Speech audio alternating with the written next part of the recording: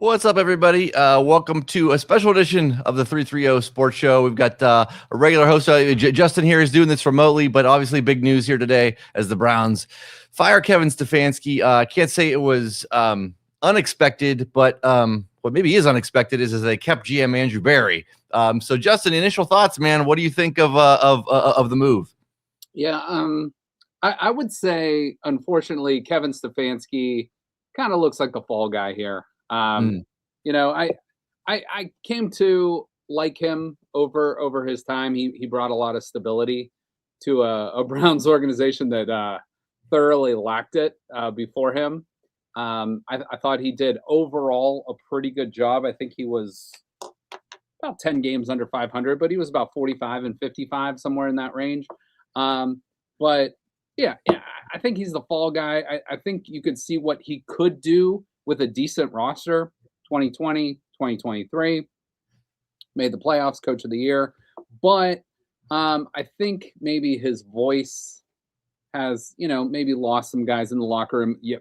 Yesterday looked like the most fun he's had in all 6 years coaching. And I think part of it was probably because he could take a breath because his time was coming to an end. I think he knew that. So I think he was relieved. He wanted to win, but he also is like, you know what? Get me the hell out of this situation too. And I think he's a little bit happier. But yeah, with Stefanski, he's gonna be right back in the. I don't know where he's gonna coach next year. Maybe the Giants, maybe the Tennessee Titans, but he's gonna be right back in it. He's a very highly thought of offensive mind, good head coach. The Andrew Berry stuff, I have no idea. I wrote a whole list of reasons why he should not have a job, Yeah. and that one baffles me. And we can get into him in a little bit. Well, what's your overall thoughts? Yeah, man. I don't. Like I said, I understand. Okay, you're gonna get rid of Stefanski. You want to make a change, but like keeping Andrew Berry there when he's the guy responsible for constructing that roster and just some of the clearly there was a. I think there was a disconnect there at the quarterback position because you don't start. It seemed like Stefanski was all in on veteran guys to start this year and to kind of develop guys, and that changed really, really quick. And I mean, when they got rid of Flacco, it seemed like Stefanski didn't know that was coming. No. So there's obviously, I mean, they're trying to kumbaya it all in the press conferences and stuff today, saying how much they all loved each other and everything else too. But I mean, obviously, there was something going on there at quarterback. So yeah, I just I don't know. I don't have a lot of faith in Andrew Berry as far as constructing, a good roster going forward. I was obviously none of us have any faith in Jimmy Haslam. So it's just, yeah, I don't know. I mean, I don't even know where you go from here because there's not like really like a big splash coaching candidate out there that I think. I mean, they could be really dumb and hire, the biggest names, but I don't know. I don't know if we want Gruden or Deion Sanders as the coach of this team, or Mike McDaniel if he leaves, which I don't. I'm not sure Mike McDaniel is really a head coach, but a good coordinator maybe. But yeah, I don't know where they go from here. But it just I don't understand how Andrew Berry still has a job. Yeah. I'm going to just go over a few bullet points of why he should not have a job. So number one and number two is Deshaun Watson. That one, he made the trade for him, gave up the 3 first-rounders and the other picks. 2, you give him that huge, giant contract that somehow we are still going to be hamstrung with for 2 more years after this year? Like, the majority of it will come to an end after this year, but I think, there's still 20, 30 million each season after this. And he was the cap management specialist or whatever to push that, keep kicking the can down the road till the bill comes due. The Browns have right now arguably the worst offensive line in the NFL. If not one, they're definitely the worst, top 5 worst. Worst wide receiving group in the NFL, in my opinion. Yeah, for sure.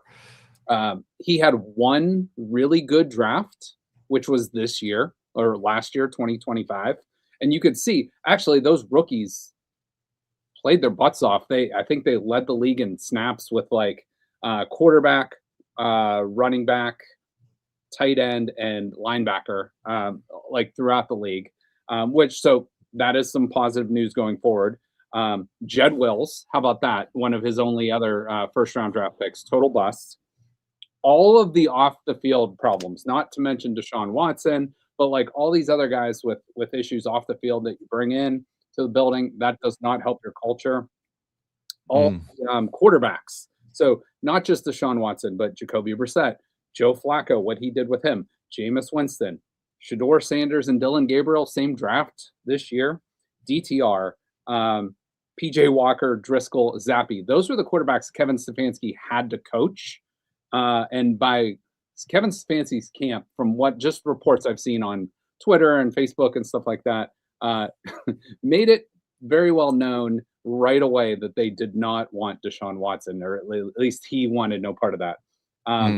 Also, the kicking situation until this year, Dustin Hopkins, Cade York, he had like maybe 2 out of 6 good years there. And Jerry Jeudy. I don't mind the trade for Jerry Jeudy, but the contract extension sucked. And that was like one of the worst contracts in the NFL, right along with the quarterback that could be throwing him the ball, Deshaun Watson. So those are some reasons.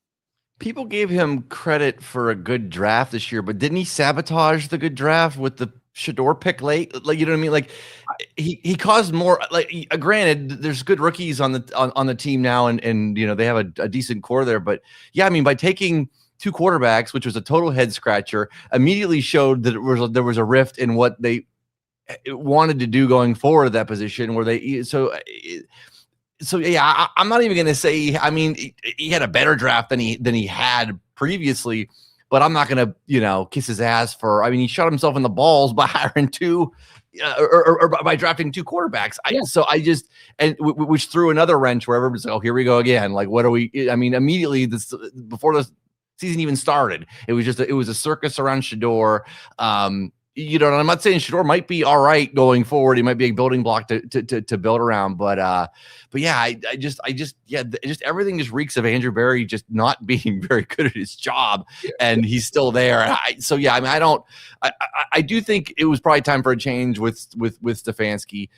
It just wasn't working. He got as much as he possibly could out of the quarterbacks and stuff that he did have, and you saw when he had anybody that was even halfway competent, the team was very, very good. But yeah, it's just a head scratcher, man. It just is, and like I said, I don't have a whole lot of faith that he's going to find the right coach moving forward or the right pieces for it. He's never drafted a good wide receiver ever. Like he's over forever on that. I mean, so he's not very good at evaluating talent at that position and stuff. I mean, they're going to be all in on offensive picks, I would think, during this draft, whether it's O lineman, and so, but.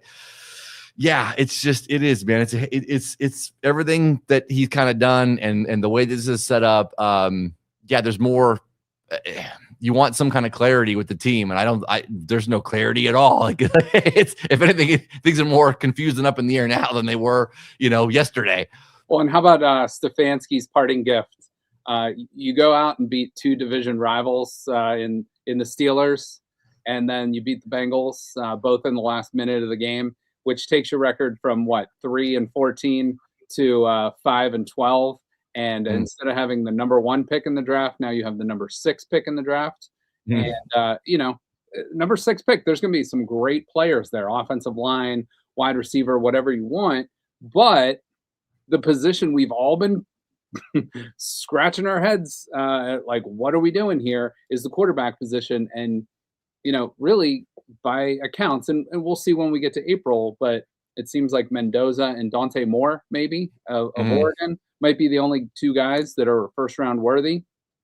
And you've obviously taken you're not trading up. That's going to cost you a ton. What is it? The Raiders and the Jets, 2 quarterback needy teams. They're not going to get those picks. So you better, and it's the chicken and the egg thing. What do? It's like, well, first of all, you better find a competent head coach to replace one that's gone now. I would bring in, if I'm Jimmy Haslam, which I'm not Jimmy Haslam, but the one thing I will say to his credit, he spends a lot of money.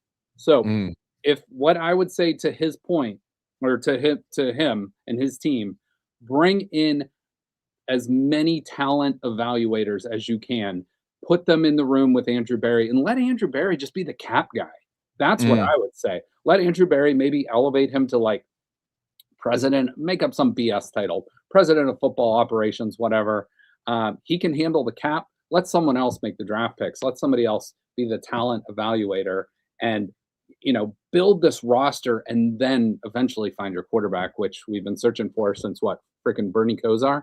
You might have had Baker for a couple of good years, but we're still searching after all these years. Yeah, and we're like you said, we're probably not going to be drafting a quarterback here in the first round because they're not going to give up the farm, I don't think, to move up. And like you said, I think the Raiders for sure are going to take Mendoza or more, and the Jets are going to take whoever they don't take. The Jets will take the other one.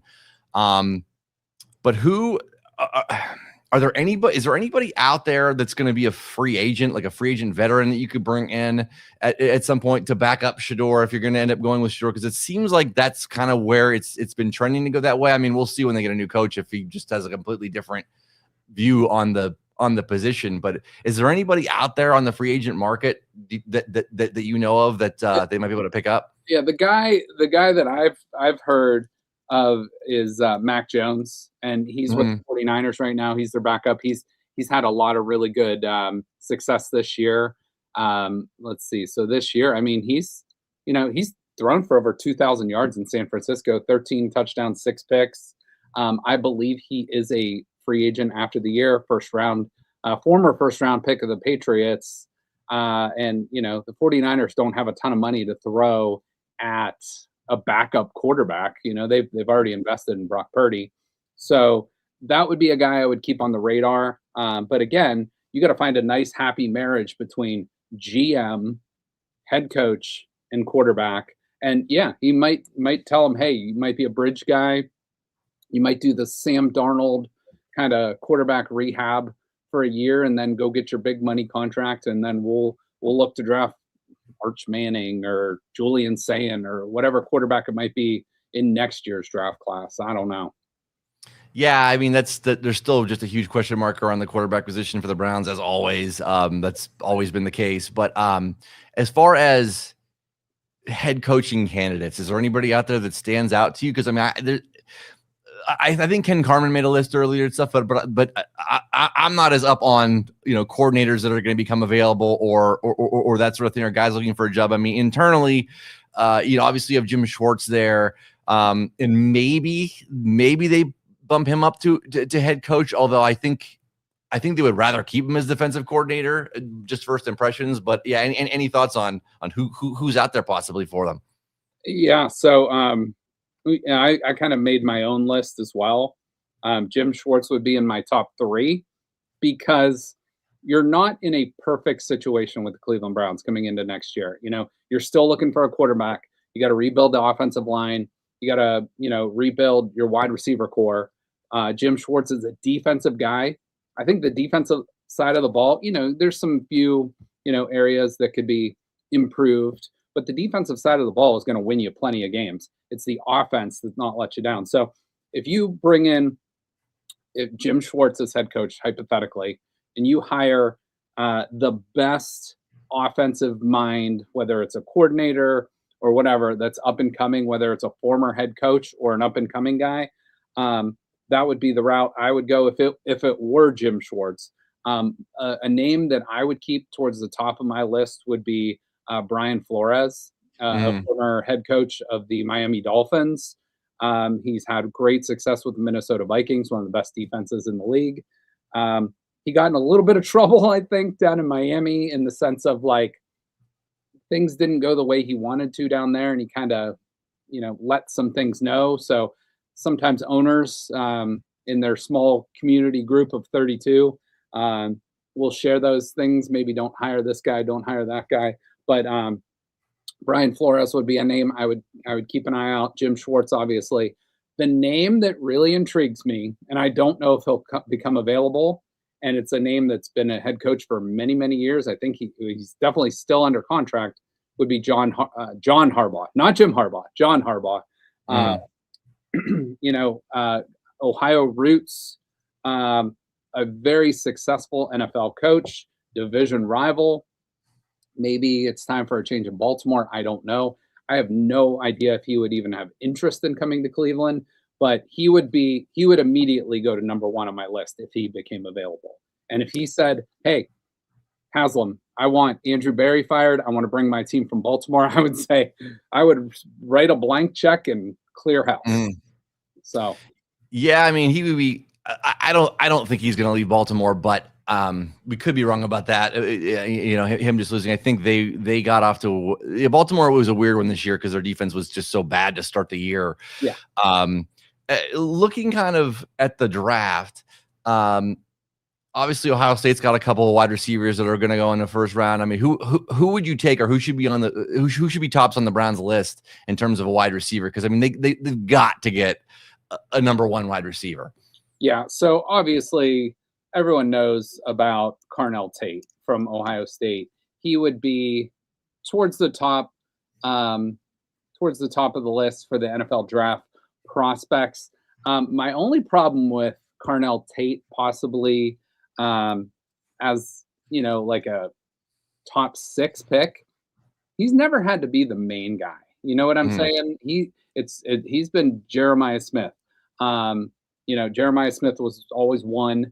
You know, his last 2 years, and before that, you had Abuka, you had Marvin Harrison Jr. I'm not sure if Carnell Tate is as good as some of his predecessors. I would say probably not. I mean, Jackson Smith and Jigba led the league in receiving this year. You know, Marvin Harrison is a guy that, you know, I know he missed a few games this year, but that would be a guy I would be like, maybe we trade a second rounder and try to bring him in and rehab him in. But as far as NFL draft wide receivers, I haven't done a whole lot of homework on some of those guys.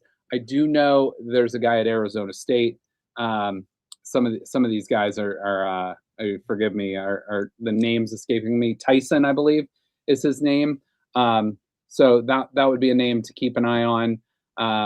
But yeah, I mean, if Carnell Tate, I would not take him with the 6th overall pick, but I would take him if he's around with that second first round pick that they might have. But that would be a name I would keep an eye on there. Yeah, I mean, obviously, offense is always going to be the focus. Just the contradicting things that always get said at these press conferences, though, too, with Haslam and Barry, and Haslam saying there's no dysfunction in the building at all. And okay, and then they're talking up how close they are with Kevin Stefanski and how Barry and Stefanski worked so well together. Well, all right, then why are you getting rid of one and not the other? Right.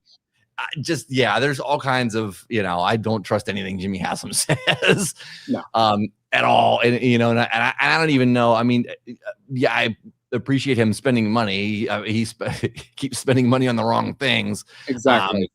And yeah, I mean, where does that, speaking of that, I mean, where does that leave Deshaun Watson? Is he going to be on this roster? Do you think he's got, by all accounts, I think he's going to be in that quarterback room. It seems like they're going to be bringing him back, unless the head coach, like I said, that they hire is just completely against that.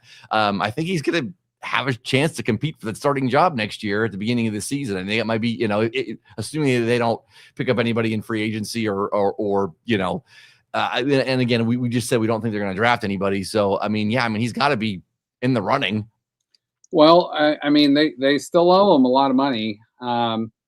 They could take, I think in the NFL, like the league year ends or begins June 1st. So there's always that. There's the post June 1 cut, and that would create a lot of, what's called dead cap money. So, it's going to count against the cap, even though you're paying them to not be on the team. So I think that, if they cut him after June 1st, it's going to cost you like somewhere in the neighborhood of like 60 to $80 million, I think. And he would be free and clear off your book, I believe. You might owe him a little bit in 2027, but I would cut him as fast as possible to get him out of the, one, do you want him hanging around with your young guys that are trying to develop? I mean, he might be the most talented guy in that room still, coming off, 2 ACL tears. But if I'm the Browns, like, you're not going anywhere next year either. I think the Browns have to be building for the future. So accumulating as many assets as possible. Why keep kicking the can down the road of this contract situation? Just eat it. Be done Mm. with it. You're gonna suck anyway. And just get him off your team. And if you can get anything for him and eat that money too, whatever. Take a bag of balls and a seventh round pick, and hopefully somebody will take them off your hands. If you eat, half the money. I really don't know how the cap works in that sense of like if they trade him, but I would get Deshaun Watson off my team ASAP. What for whatever it's worth, like even if it costs you a shit ton of money, it's probably addition by subtraction. Yeah, we kept waiting for him to like look like old Deshaun Watson, and I think there was one game against the Ravens. I think that he did right before he got hurt and was gone. Yep. That he that it kind of looked like him, and then it just it was, every other time it was he was a shell of whatever he was or whatever they were trying to do with him. It clearly didn't work, and I think Stefanski got completely hampered with having to try to work around that guy when he wasn't really the guy that fit. Because they changed the whole system for him too, if I recall, and they had that's why they brought in Ken Dorsey, right? So I mean, and that went Another well. wild mess there. Yeah. One more roster question. David Njoku is going to be a free agent. I kind of think his days in Cleveland are probably over. Yeah. Just as fast as teams move on from the tight end position, you know what I mean? Unless you're Travis Kelce, it doesn't seem like they really keep you around with the same team. So yeah, what are your thoughts on Njoku? Is there any chance he's in a Browns uniform next year? I'd say there's a chance, but I'd say that chance is very small. He's going to want another big money contract. He's still, when healthy, is one of the probably top 8, 9 tight ends in the league. But I mean, you drafted Harold Fannin, and that's one of the positives for Andrew Berry. Harold Fannin, kid from Canton, Ohio, 330 guy, went to Bowling Green and lit it up. I mean, he set all these Browns rookie receiving records, and decent blocker. I think he even had a rushing touchdown this year. So I mean, I'd build around him. I would maybe draft another tight end later or bring in a veteran free agent. It's going to be more cost prohibitive. But yeah, I mean, we all love David Njoku, but it's like his timeline and the Browns timeline don't quite match up.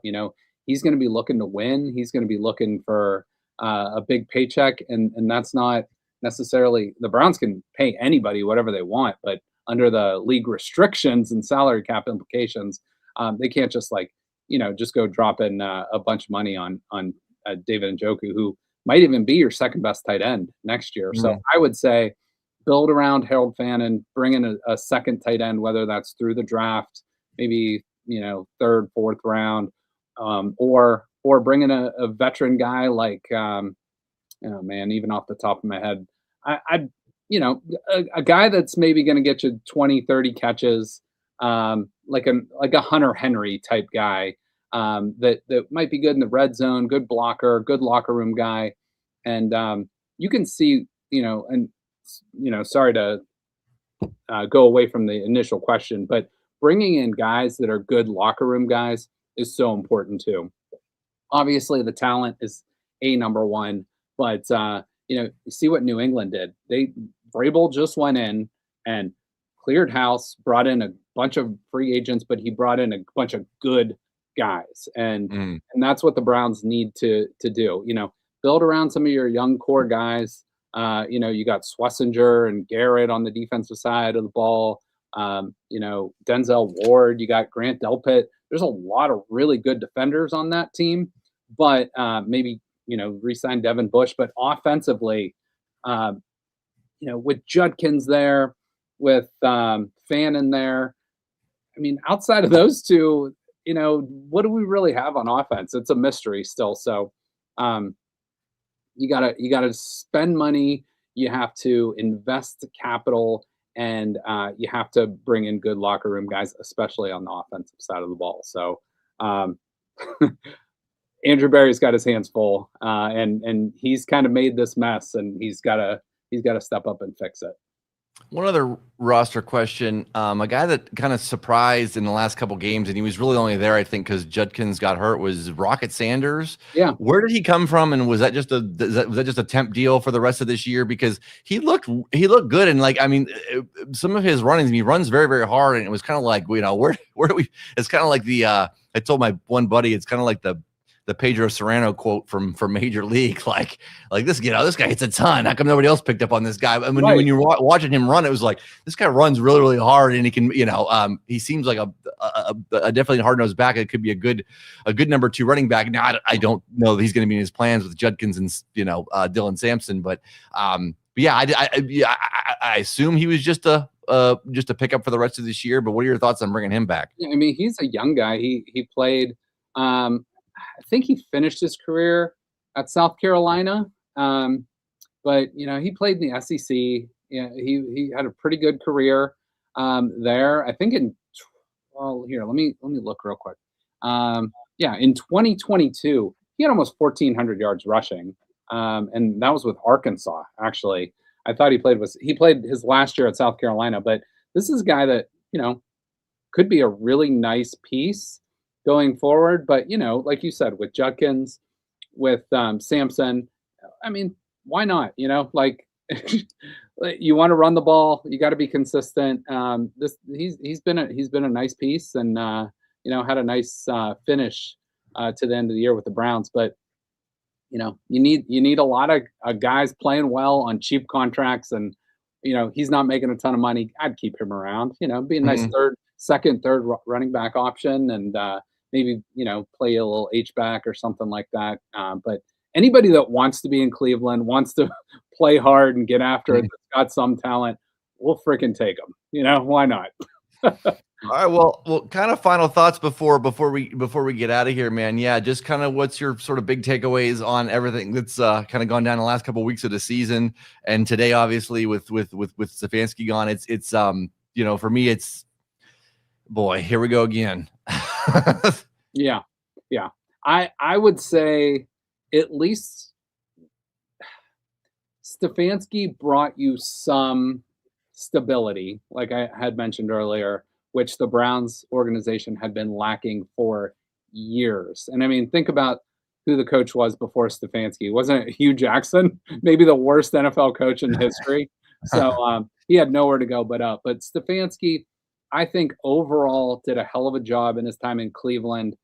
Once that Deshaun Watson trade was made, though, the clock started ticking on Nick Chubb's time in Cleveland, Denzel Ward's time in Cleveland, obviously Baker Mayfield's time in Cleveland, and Myles Garrett, all these guys. And it's like they pushed all their chips in, and if it would have worked out, we wouldn't be having this conversation. We'd be praising that deal. But hindsight is 2020, and that was not only just a bad trade for the Browns, but maybe the worst trade in NFL history.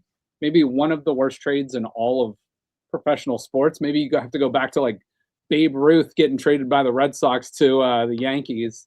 But I'm sure there's been some comparable bad ones, but that one set your franchise back maybe 3, 4, 5 years. And not to mention the PR hit the Browns took with that, with all the off the field stuff. Mm-hmm. So Kevin Stefanski, I feel like, was a good coach, but he was in a bad situation with not an offensive minded coach with not much offensive talent. Did a really nice job in his time in Cleveland, but ultimately, I don't want to call him a scapegoat because I think he could have done a little bit better of a job, but he's going to catch on somewhere else, and he's probably going to have a lot of success with his next team, and we're going to say, of course he did, because he's not in Cleveland, and that's why can't we have nice things? Why is it that none of these GMs work? I mean, you go back, like, you had John Dorsey, who seemed very well-meaning and everything else before. I mean, Holmgren was a GM there before. Like, we've had all these guys that come through, and they seem like, they know what they're talking about, but like, even like it seems like the more established football people have gotten the hell out of there because they're like, yeah, this isn't going to work with the way this organization is set up. I mean, is it all just down to I assume it's just all down to Haslam's dysfunction and just him going on a whim, picking guys up and kind of undermining the process. I mean, like he has to be undermining what's going on there. Like there's some disconnect there that's undermining the guys that they don't like just let the. They don't just let the players play. They don't just let the coaches coach. It's like there's something else is obviously going on in Berea. Every great organization, whether it's a Fortune 500 company like he owns in Pilot Flying J, or whatever, starts at the top, and he should know that better than just about anybody else. And I don't know what he does behind the scenes. I don't know if he's meddling or if he's hands off. Like I said, to his credit, he spends a lot of money, but any person that's been in coaching, that's been a player, that's been in any kind of sports organization knows if you don't have the right people in the right jobs, it's not going to be a successful thing. So Andrew Berry, Jimmy Haslam better look themselves right in the damn mirror and say, we effed up. And we need to fix this, and it starts with us, and we need to hire the best football mind, whether that's offense, defense, CEO, or bring in the right coordinators or bring in the right draft analysts. But they got a hell of a hard job in front of them, and I don't envy it. And as a Browns fan, we're back in this situation of coaching search and then quarterback search, and it's a cycle that we didn't think we'd be back in maybe this soon, but here we are, here we go again. And my best advice is you look yourself in the mirror and you hire the best football people to do the coaching, and you hire the best draft analysts, talent evaluators you can in that general manager and scouting department. That's my best advice. Oh boy, here we go again. Life as a Browns fan. Yeah.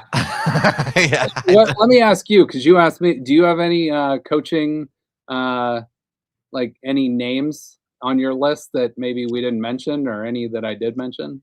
I mean, I mean, John Harbaugh would be great if you could get him, but like I said, I don't think he's going to be leaving Baltimore. Outside of that, there's the long shot dudes. I mean, you said obviously there's the names that are going to draw attention. I'm sure there'll be a whole bunch of talking heads talking about Dion and John Gruden and all the, you know what I mean? All the I don't think they're going to do anything like that. No. But no, there's not really anybody that like just totally stands out like, wow, this is the guy. You know what I mean? I mean, but that's how it was when they hired Stefanski. Stefanski hadn't coached, he hadn't been a head coach yet, whatever. Right. So they're probably going to, I would assume with what's out there, they're probably going to look, it's going to be kind of a similar thing. I think we might be getting a guy that hasn't been a head coach before that maybe proved himself otherwise. I mean, a guy that I love, but he's obviously not leaving. Like, I love Kellen Moore. I love that hire for New Orleans, and I would have loved to have him in Cleveland had the timeline kind of been, had the timeline lined up better. But no, there's really nobody out there that's just like a wow, like we got to go get that guy. Or, I mean, even in the college ranks, like as far as going like that route, there's nobody that really that's, because I mean, we just saw it with the Michigan search for a Michigan head coach. I mean, that's one of the biggest jobs in the country. And there wasn't like a ton of names, available kind of for that job. So there's not there is no like big home run hire that you would think right off the bat on paper. And who might look at this situation that so Tennessee's available, the Giants, the Falcons, the Raiders, and the Cardinals. Actually, the Cardinals fired their head coach, who I believe went to Cleveland St. Ignatius High School in Gannon. So maybe he gets an interview. So keep an eye on him. But yeah, I don't know. The name Mike McDaniel, I know you threw him out earlier, kind of intrigues me. He's a little different kind of a dude, but I kind of like him. But I don't know. The Browns will forever surprise us, and who knows what they're thinking. Yeah, we'll see what they do here. But all right, well, that's going to do it for us. We'll wrap it up here. Thank you everybody for tuning in. Comment below. Let us know what you guys think. yeah, what's next for the Browns? But yeah, never dull in Cleveland. I will say too, probably any of those commenters would probably have just as good of an idea as what's going on in Berea right now too. I don't doubt that, man. All right, well, hey everybody, thanks for watching. Thank you for listening to this show on Youngstown Studio. This is original Youngstown content. Feel free to share our videos and tell your friends about us.